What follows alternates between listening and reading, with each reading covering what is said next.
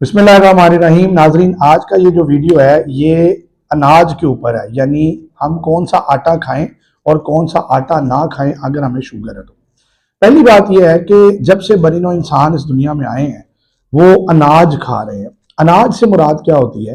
اناج سے مراد وہ خوراک ہے جس کے اندر بہت زیادہ فائبر یعنی چھلکے والی چیزیں پائی جاتی ہیں، اور اس کے ساتھ ساتھ منرلز ہوتے ہیں، وٹامنز ہوتے ہیں، اور کاربوہائیڈریٹ یعنی نشاستہ ہوتا ہے۔ یہ اناج ہم برسوں سے کھاتے آ رہے ہیں، یہ ہمارے آباء و اجداد بھی کھاتے تھے، لیکن وقت گزرنے کے ساتھ ساتھ ہمارے جسم کے اندر کچھ تبدیلیاں آ گئیں۔ ہم نے کام کم کرنا شروع کر دیا، ہم لوگ واک کم کرتے ہیں، ہم اپنے جتنے بھی کام ہیں وہ اب مشینوں کے ذریعے کرتے ہیں۔ آپ نوٹ کریں، آج سے 1000 سال پہلے کاشتکاری کے لیے بیل اور انسان خود محنت کرتے تھے۔ آج کل ٹریکٹر آ چکا ہے۔ گھر میں کپڑے دھونے والی خواتین جو گھر میں پہلے خود اپنے ہاتھوں سے کپڑے دھوتی تھی اب واشنگ مشین کا سہارا لیتی ہیں۔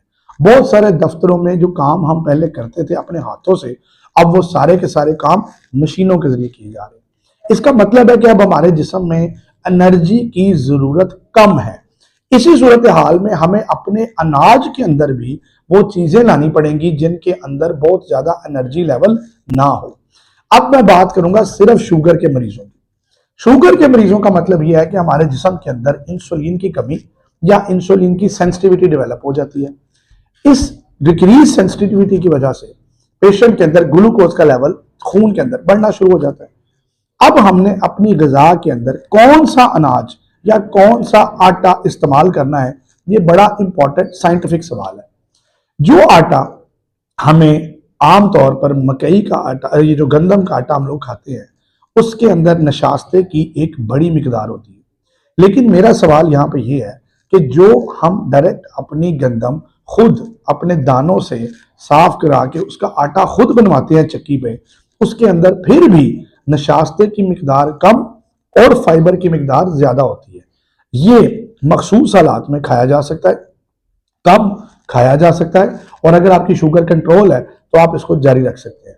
لیکن اگر آپ کی شوگر ان کنٹرولڈ ہے تو پھر آپ کو اس آٹے کو یعنی گندم کے آٹے کو ملٹی گرین آٹے کے ساتھ تبدیل کرنا پڑے گا۔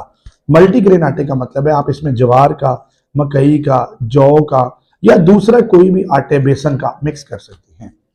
اب جو بازاری ریفائنڈ آٹا آپ کو بازاروں میں سفید رنگ کا ملتا ہے، اس کے اندر کیا ہوتا ہے؟ اس کے اندر سے سارے منرلز، اس کے اندر سے سارا نشاستہ جو اچھے والا نشاستہ ہے وہ نکال لیا جاتا ہے، اس کے علاوہ فائبر نکال لیا جاتا ہے، پیچھے بچتا ہے لو کوالٹی نشاستہ جس کے کھانے سے فوراً شوگر بڑھ جاتی ہے۔ اس لیے جو سفید کلر کی روٹی ہوتی ہے، جو سفید کلر کا نان ہے، آپ کو اسے کم سے کم کھانا چاہیے، اسپیشلی ان لوگوں کو جو شوگر کے مریض ہیں۔ اگر آپ ملٹی گرین آٹے پہ شفٹ ہوتے ہیں تو 2 مشورے میں آپ کو دیتا چلوں جو آپ کو یاد رکھنے چاہیے۔ نمبر 1، ملٹی گرین آٹا ہمیشہ اپنی آنکھوں کے سامنے تیار کروائیں اور اسے جلد از جلد استعمال کرائیں۔ کیوں؟ کیونکہ جتنی دیر وہ آٹا پڑا رہے گا اس کی غذائیت کم ہوتی رہے گی، اس لیے تازہ پسوائیں اور تازہ کھائیں۔ اگر آپ بازار سے لے رہے ہیں تو ملٹی گرین آٹے کے پیچھے ہمیشہ پڑھیں کہ اس کے اندر ریفائنڈ آٹا، سفید آٹا کتنے % شامل کیا گیا ہے۔ اگر اس کی مقدار زیادہ ہے تو اسے بالکل استعمال نہ کریں۔ اچھا آٹا، ملٹی گرین آٹا کھانے سے آپ کی شوگر بھی بہتر ہو سکتی ہے، آپ کے دل کی بیماریاں کم ہو سکتی ہیں، جوڑوں کی دردیں کم ہو سکتی ہیں، اور آپ کا معدے کا نظام بہتر ہو سکتا ہے۔ اللہ تعالیٰ آپ کا، میرا اور ہم سب کا حامی و ناصر ہو۔ بہت شکریہ۔